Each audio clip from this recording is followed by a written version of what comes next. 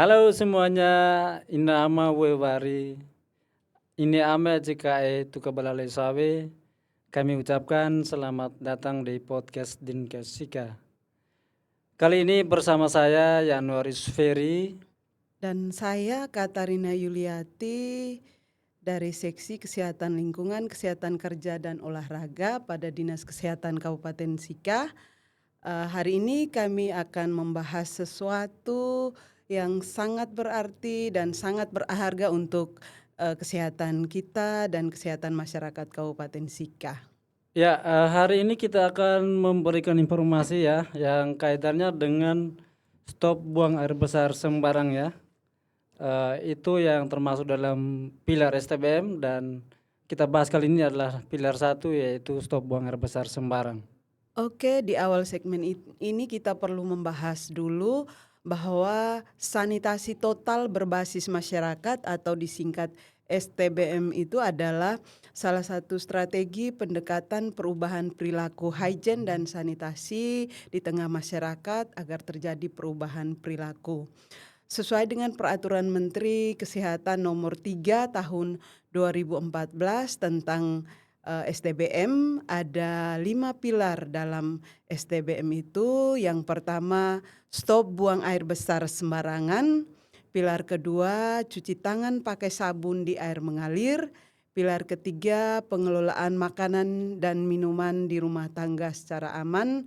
Pilar keempat, pengelolaan sampah rumah tangga. Dan pilar kelima, pengelolaan limbah cair rumah tangga. Jadi itu kira-kira ada 5 pilar di dalam STBM. Ya, dan kali ini kita lebih prioritasnya kepada pilar 1 ya, stop buang air besar sembarang. Saya kira sangat penting sekali pada hari ini kita membahas pilar 1 ini. Mungkin Ibu Ratna kira-kira apa pentingnya kita membahas pilar 1 atau stop buang air besar sembarang? Oke, jadi pilar 1, pilar stop buang air besar sembarangan ini memang perlu kita bahas di dalam segmen ini karena masih banyak masyarakat kita di wilayah Kabupaten Sika ini berperilaku buang air besar sembarangan. Ada yang masih buang air besar di sungai, di kali, ada yang masih buang air besar di laut, di tepi pantai, dan juga mungkin ada yang masih di kebun, sehingga kita perlu mengedukasi masyarakat agar mereka selalu berperilaku untuk membuang air besar di jamban yang layak. Eh, Selanjutnya mungkin Ibu Ratna menyampaikan kira dampak apa saja yang diakibatkan jika kita buang air besar sembarang. Eh, Baik, tentu saja ketika kita melakukan buang air besar sembarangan pasti akan berdampak terhadap kesehatan kita, termasuk kesehatan masyarakat. Ketika kita buang air besar sembarangan maka akan muncul berbagai macam penyakit-penyakit berbasis lingkungan seperti penyakit diare, penyakit tipes, penyakit kolera, penyakit cacingan yang pada akhirnya ketika suatu saat anak-anak kita terkena penyakit-penyakit tersebut, misalnya diare secara berulang kali, maka anak-anak kita terutama anak balita misalnya berat badannya pasti akan menurun. Ketika berat badannya sudah baik, anak kita terkena diare maka berat badannya akan berkurang. Dari gizi baik menjadi gizi kurang, menjadi gizi buruk, bahkan pasti menuju ke stunting.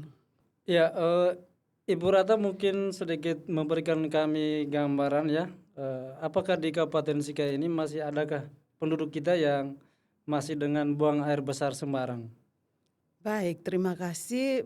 Secara data dari Dinas Kesehatan Kabupaten Sika bahwa masih eh, sekitar 14,9% kepala keluarga yang masih mempraktikkan buang air besar sembarangan.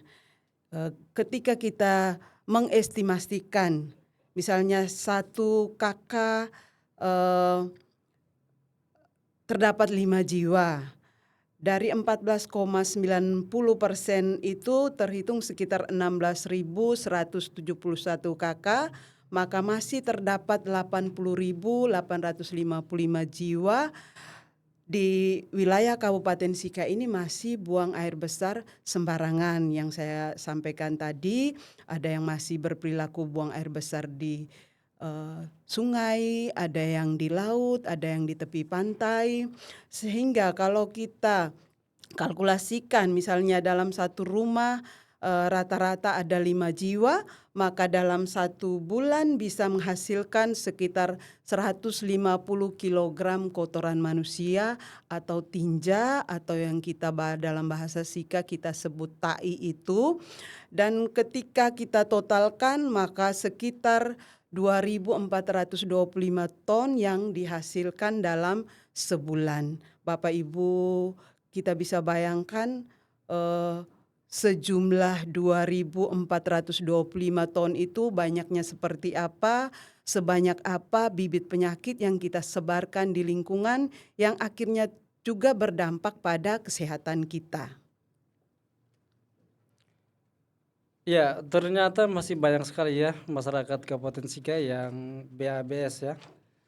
Mungkin Ibu sedikit menyampaikan kepada kami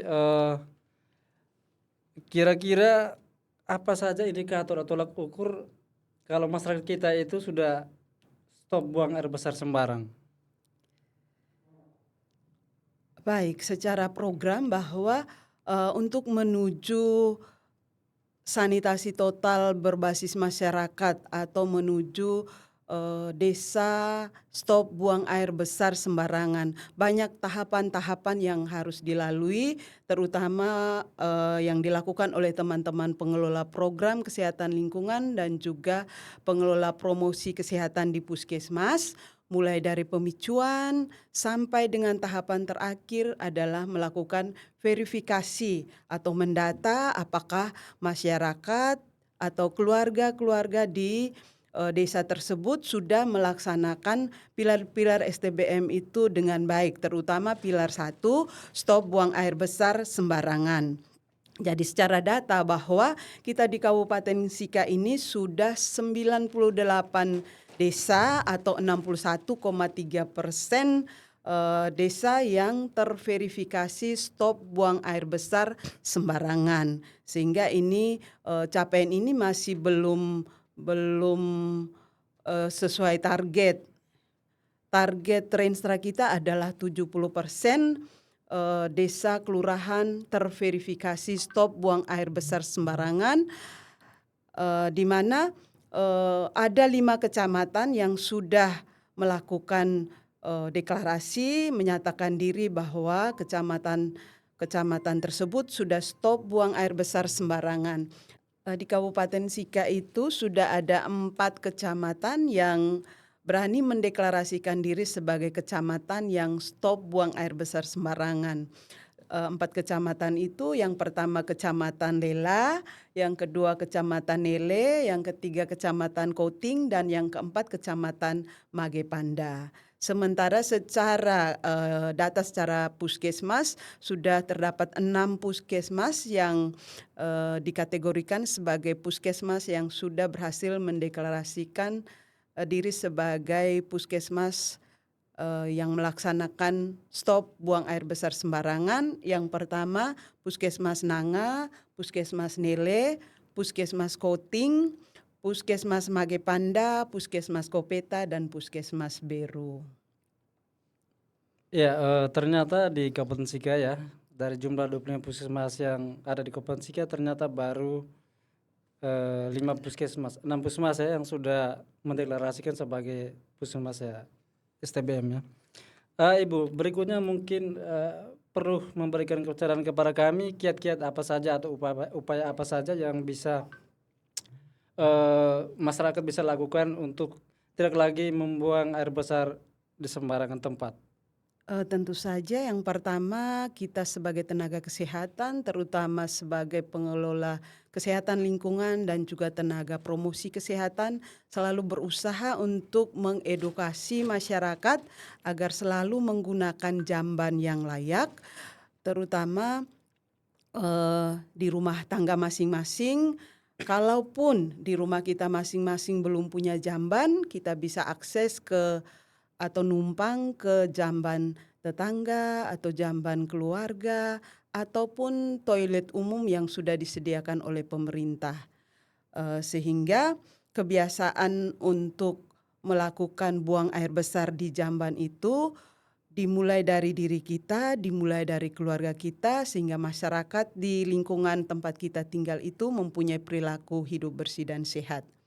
Yang berikut, selain kita melakukan pilar pertama, kita juga perlu melakukan pilar yang kedua, yaitu cuci tangan pakai sabun di air mengalir. Jadi ketika kita sudah buang air besar di jamban, tangan kita sudah kotor, kita harus membersihkan dengan melakukan cuci tangan pakai sabun di air yang mengalir.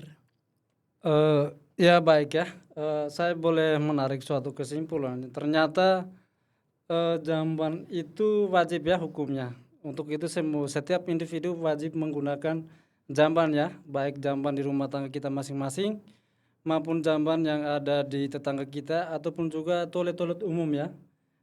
Untuk itu diharapkan kita masyarakat untuk selalu mempraktekkan ya pola hidup bersih dan sehat di menggunakan jamban yang sehat. Benar Pak Ferry dan juga Bapak Ibu Ina Mawewari yang mendengar podcast ini, kita harus memulai hidup sehat mulai dari diri kita sendiri. Sehat dimulai dari saya, dan kita perlu mengajak keluarga kita, tetangga kita untuk hidup lebih sehat.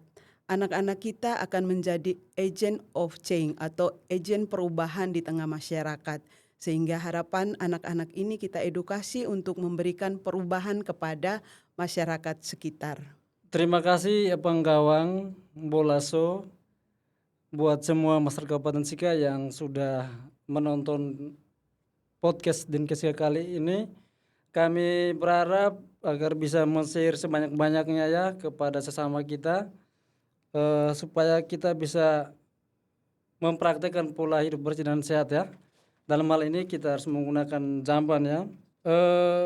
Akhir kata ada segmen yang harus kita pahami. Mari kita sehatkan lingkungan, maka lingkungan akan sehatkan kita. Terima kasih. Salam STBM, lebih bersih, lebih sehat. Jangan bosan-bosan ya, sampai jumpa lagi di episode selanjutnya. Oke, terima kasih. Tuhan memberkati, tetap sehat.